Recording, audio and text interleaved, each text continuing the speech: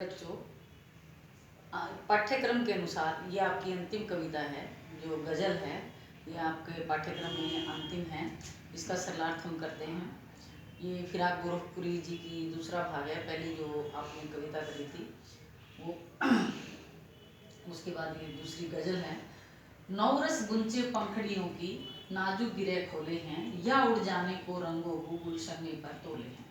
नवरस का मतलब होता है नए नए रस से भरी हुई, और इसका मतलब बसंत ऋतु भी होता है। बसंत ऋतु में नए नए रस से भरे गुंचे होते हैं, जो कलियां हैं। पंखुड़ियों की नाजुक, नाजुक का मतलब पत्ते जो है नाजुक होते हैं, गिरे होते हैं, गांठ हैं। और वो होता है खुशबू, गुलशन होता है बगीचा।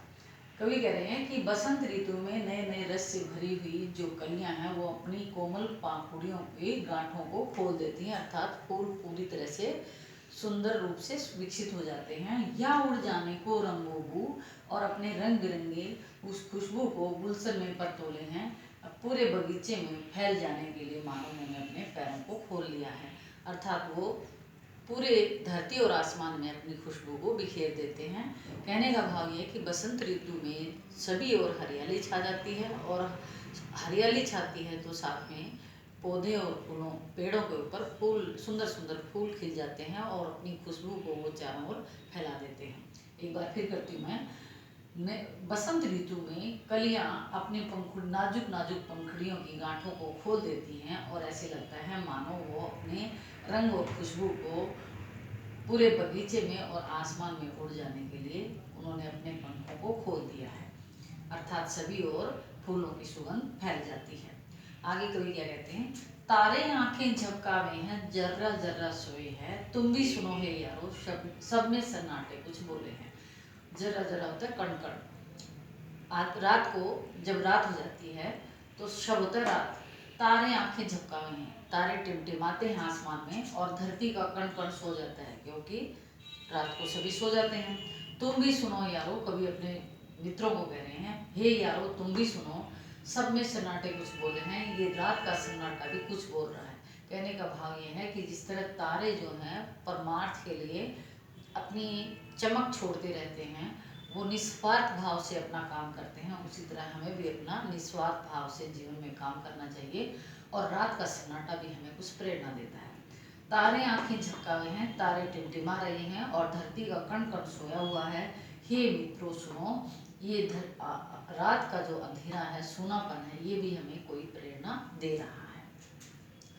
हम हो या किस्मत हो, हमारी दोनों को एक ही काम मिला। किस्मत हमको रो ले हुए है, हम किस्मत को रो लेते हैं। अब कोई कहते हैं उन आलसी व्यक्तियों के बारे में जो काम नहीं करना चाहते, तो वो क्या करते हैं, वो किस्मत को कहते हैं हमारी तो किस्मत ही खराब है। हम हो या किस्मत हो, हमारी दोनों को। किस्मत उनको कहती है, उस आदमी को, आलसी व्यक्ति को कहती है कि मुझे तो बदनाम कर रहा है, खुद कर्म करना नहीं चाहता। तो कह रही कि हम हो, कभी कह रहे हैं हम हो या किस्मत हो। जो आलसी व्यक्ति है वो खुद हो चाहे उसकी किस्मत हो, दोनों को एक ही काम होता है।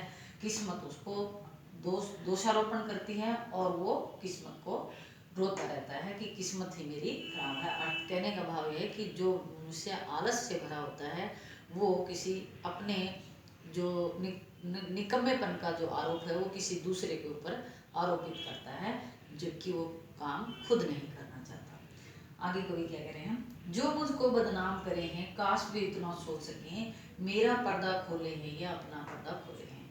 कवि यहाँ ये बताना चाहते हैं, हर एक जो गज़ल की जो पंक्तियाँ होती हैं वो अपने आप में अलग अलग अलग अर्थ देती हैं।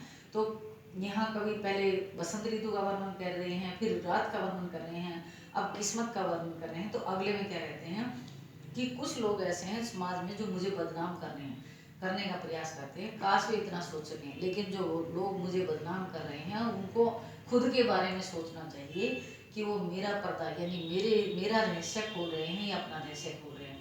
कहने का भाव ये कि जो व्यक्ति चुगलखोर होता है, हमें समझ लेना चाहिए कि जब ये हमारे आगे किसी दूसरे की कर रहा है तो आगे जाकर वो हमारी भी कर सकता है। वो बदनाम करना चाहता है, जबकि ऐसा व्यक्ति खुद ही बुरी नीयत का या बुरे आचरण का होता है।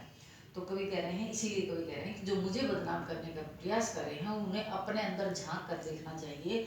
जो मेरा रहस्य खोलना चाहते हैं उन्हें अपना पर्दा खोले, वो तो अपना ही पर्दा खोल देते हैं, यानी वो किस प्रवृत्ति का आदमी है। तो ऐसे व्यक्तियों से हमेशा हमें बचकर रहना चाहिए। आगे कवि क्या कहते हैं, ये कीमत भी अदा करे हैं हम बदरुस्ती ए होशो हवास, तेरा सौदा करने वाले दीवाना भी बोले। बदरुस्ती ए होशो हवास, बदरुस्ती का मतलब होता है विवेक से, होशो हवास का मतलब सोच समझ कर, ये कीमत भी अदा करें। अब अपनी प्रियतमा के बारे में कवि कह रहे हैं, इन पंक्तियों का ऊपर वाली पंक्तियों से कोई लेना देना नहीं। कवि कह रहे हैं कि हम, हे मेरी प्रिया, मैं बड़े विवेक और होशोहवास के साथ कहता हूँ कि अगर मुझे तुम्हें प्राप्त करने के लिए कोई कीमत भी चुकानी पड़े, तेरा सौदा करने वाले दीवाना भी होने हो, तो तेरा कीमत के साथ सौदा करने वाले दीवाना भी बनने के लिए मैं तैयार हूँ। दीवाना होता है जो किसी के प्रेम में क्या है, मगन होता है। तो कवि कह रहे हैं कि अगर मुझे पैसे देकर भी तुम्हें तुम्हारा प्यार मिलता हो तो मैं उसको ऐसा दीवाना बनने के लिए भी तैयार हूँ। ये कीमत भी अदा करें, हम हर तरह की कीमत चुका सकते हैं। मैं बड़े विवेक और होशोहवास में कह रहा हूँ कि हे प्रियतमा, अगर मुझे कोई ऐसा सौदा भी करना पड़े तो ऐसा दीवाना बनने के लिए भी मैं तैयार हूँ। आगे कवि फिर कह रहे हैं, तेरे गम का पासे अदब है, कुछ दुनिया का ख्याल भी है, सबसे छिपा के दर्द के मारे चुपके चुपके रो रहे हैं। अपनी प्रियतमा को कह रहे हैं, अदब होता है लिहाज, गम मतलब वो बिछुड़ने का गम है।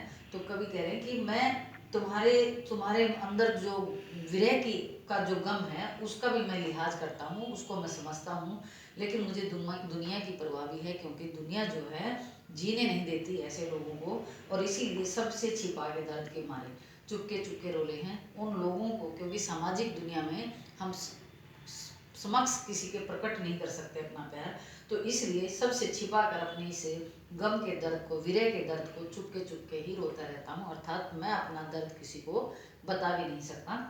इसलिए कवि कह रहे हैं कि हे प्रिय, मैं तुम्हारे मन में जो विरह की आग है, विरह का जो दुख है, उसका मैं लिहाज करता हूँ और समझ सकता हूँ। कुछ दुनिया का ख्याल है, लेकिन मैं दुनिया की परवाह करता हूँ, समाज में रहते हुए मैं वो प्रकट नहीं कर सकता, और इसीलिए सबसे छिपा के अपने उस विरह के दर्द को चुपके चुपके रोता रहता हूँ। आगे क्या कहते हैं कवि, फितरत का कायम है तवाजुन आलमे हुस्न इश्क में, उसको उतना ही पाते हैं खुद को जितना खोते हैं।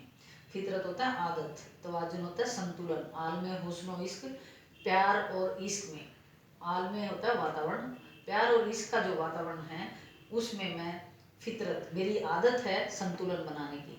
कवि कह रहे हैं कि मैं इस सांसारिक दुनिया को देखकर प्यार और जो प्यार है जो उसमें उसका संतुलन बनाने का मुझे आदत है, उसको उतना ही पाते हैं, और मैं तुमसे जितना भी दूर जाने का प्रयास करता हूँ खुद को उतना ही खो उसको जितना खोते हैं, खुद को जितना खो ली हैं। तो कवि कह रहे हैं कि मैं जितना ही तुमसे दूर जाने का प्रयास करता हूँ, तुम्हारी विरह की आग में तुम्हें याद करके करके तुम्हारे प्यार में और भी ज़्यादा डूब जाता हूँ, तुम्हारे प्यार को और गहरा पाता हूँ। कवि कह रहे हैं, फितरत का कायम है तवाजुन आलमे हुस्न और इसमें, हुस्न और प्यार और सौंदर्य में, प्यार और सौंदर्य का संतुलन बनाने का मैं आदी हूँ, और मैं जितना तुमसे दूर जाने का प्रयास करता हूँ उतना ही तुम्हारे प्यार में डूब जाता हूँ। आगे कवि क्या कहते हैं, आबो ताब असरार न पूछो, तुम भी आंखें रखो हो, ये जगमग बहतों की दमक है या हम मोती रोके हैं। फिर अपनी प्रियतमा को कह रहे हैं, आबो ताब असरार का मतलब होता है भारी चमक दमक। इस भारी चमक दमक को देख कर मत पूछो कि मैं कितना दुखी हूँ, तुम भी आंखें रखो हो, हे प्रिय तुम भी समझदार हो, तुम्हारे भी आंखें हैं और तुम समझ सकती हो। ये जगमग बहत होता शायरी, ये जो शायरी की, ये जगमग बहतों की दमक है या हम मोती रोले हैं, ये मेरी शायरी की चमक है, या मेरे मन से, मेरी आंखों से जो तुम्हारी याद में आंसू रूपी मोती हैं वो मैं बाहर आया हूँ, वो तुम समझ सकती हो। कहने का भाव ये कि ये कविता नहीं, ये शायरी नहीं कि मैं एक शायर हूँ और मैं शायरी कर रहा हूँ, तुम भी समझ सकती हो कि मैं तुम्हारे से कितना प्यार करता हूँ और मैं वास्तव में रो रहा हूँ, या मेरे शायरी की चमक है। आबो ताब असरार न पूछो, तुम भी आंखें, कवि कह रहे हैं कि ये भारी चमक दमक को देख कर मत पूछो कि मैं तुमसे कितना प्यार करता हूँ, तुम खुद भी समझदार हो, ये मेरी शायरी की चमक है, या मैं तुम्हारी याद में मोती रूपी आंसू गिराता हूँ, वो तुम समझ सकती हो। आगे कवि क्या कहते हैं, ऐसे में तू याद आए अंजुम ने में रिंदों को, रात गए गर्दू पे फरिश्ते बाबे गुनहजर खोले हैं। अंजुम में मैं होता है शराब खाना और रिंदा होता है शराबी। कवि कह रहे हैं कि ऐसे में तू याद आए। जिस तरह शराब खाने में शराबी को शराब ही शराब नजर आती है, ऐसे में मुझे ही प्रियतमे मुझे तुम ही तुम नजर आती हो। गर्द होता आसमान, फरिश्ता होता भगवान के जो दूत होते हैं। वावे गुना होता है संसार के पापों का अध्याय जग के खोले हैं, संसार के पापों। जब आधी रात को आसमान में जो परमात्मा के दूत हैं संसार के पापों का अध्याय खोलते हैं, और शराब खाने में जब शराबी को शराब ही शराब नजर आती है, तब हे प्रियतमे मुझे तुम याद आती हो। यानी शराबी को शराब नजर आती है और परमात्मा के दूत संसार के लोगों के आसमान में बैठकर पापों का अध्याय खोलते हैं, और मैं रात में तुम्हें याद करता हूँ। ऐसे में तू यहाँ अंजुम में, जिस तरह शराबी को शराब खाने में शराब नजर आती है और आसमान में परमात्मा के दूत संसार के पापों का अध्याय खोलते हैं, तब हे प्रियतमे मुझे तुम्हारी याद आती है। अब आगे अंतिम पंक्तियों में क्या कह रहे हैं। अब इन पंक्तियों से इसका कोई लेना देना नहीं है। सदके फिराक एजाजे सुखन की कैसे उड़ा ली ये आवाज, इन गजलों के पर्दों में तो मीर की गजलें बोले हैं। सदके होता है वारा जाना, फिराक एजाजे सुखन के ये बेहतरीन आवाज, उड़ा ली उठा ली।